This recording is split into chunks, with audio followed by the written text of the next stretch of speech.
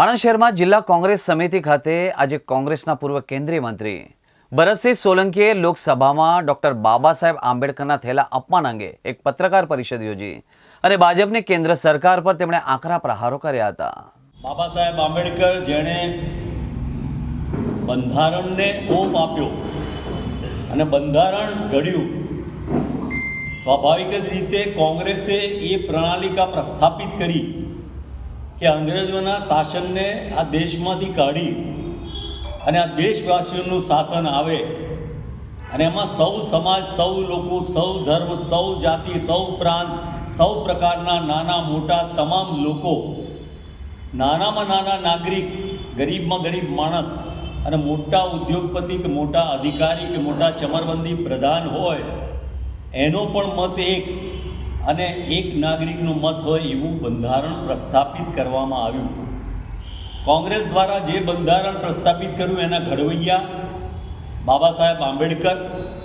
અને એ પણ બહુ મહત્ત્વની વાત કે આ કોંગ્રેસે જ્યારે અનામતમાં બંધારણની વાત કરવામાં આવી એમાં મહાત્મા ગાંધી, જવાહરલાલ નહેરુ, સરદાર વલ્લભભાઈ પટેલ, મૌલાના આઝાદ એમનો બહુમૂલ્ય ફાળો રહ્યો. તમામ ધર્મ, જાતિ, ભાષાના નેતૃત્વ કરનારા શિક્ષિત બેરિસ્ટરો હોવા છતાં એમણે આ દેશમાં ન્યાયથી, સામાજિક ન્યાયથી લોકશાહી મજબૂત થાય એનો પાયો નાખ્યો. બાબા સાહેબ આંબેડકરે એક દલિત તરીકે જન્મ લીધા પછી પણ શિક્ષણમાં અનેકવિધ મુશ્કેલીઓ પછી ગાયકવાડ સાહેબે જ્યારે એમને ભણાવ્યા તે સંજોગોમાં એમણે આ બંધારણને ઓપ આપતી વખતે ક્યાંય પણ નકારાત્મક ભૂમિકા ન કરી અને કોઈ પણ સમાજમાં સહેજ પણ ભાગલા ન પડે તેવી સ્થિતિનું બંધારણ કરી અને સમાજના સૌ વર્ગના લોકો, ધર્મ, જાતિ, ભાષા, પ્રાંતને એક સરખું મહત્ત્વ આપ્યું. અને એના કરતાં પણ વિશેષ આજે તો જે રીતની વાતો RSS દ્વારા કહેવામાં આવી કે આ બંધારણને ઉઠાવીને દરિયામાં ફેંકી દેવું જોઈએ એવું એમના વડા એ કહેતા આવ્યા. તો આ બંધારણે શું અધિકાર આપ્યો?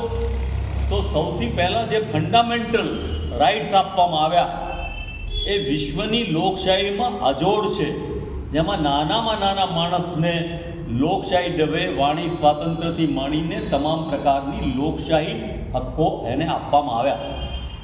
એવી વિરલ વ્યક્તિ દ્વારા પ્રસ્થાપિત બંધારણની સામે જ્યારે આ ભારતીય જનતા પાર્ટીના ગૃહમંત્રી અને તે પણ આ દેશની સર્વોચ્ચ પંચાયત પાર્લામેન્ટમાં એમને માટે અછાજકતું બોલે કે આંબેડકર આંબેડકર આંબેડકર રટ રહ્યો. આંબેડકર એક વિચારધારા છે, એક સમજ છે, એક લોકશાહી, એક ક્રાંતિ, એક સમજ, એક ન્યાય જેની દશા માનવ કલ્યાણ માટે, દયા, કરુણા અને પ્રેમ માટે છે.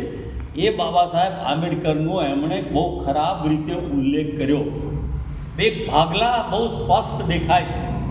આપણે જોયું હોય તો લોકસભામાં રાહુલજીએ એક બાજુ મનુસ્મૃતિ અને બંધારણ બેની સરખામણી કરી.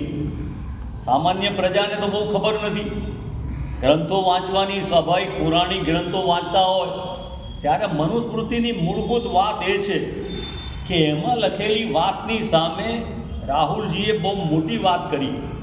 મનુસ્મૃતિ શું કહે છે? ક્ષુદ્ર પશુ ઓર નારી ये है ताड़न के अधिकार.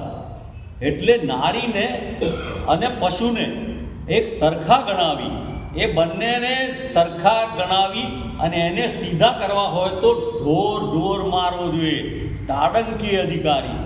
એવી વિચારસરણી ધારાવાળા લોકો અને એની સામે બાબા સાહેબ આંબેડકરે પોતાને થયેલા અન્યાયની સહેજ પણ પરવા ચિંતા કર્યા વગર સામાજિક ન્યાય મળે, દરેક નાગરિકના અધિકાર મજબૂતાઈથી આ દેશમાં ટકી રહે.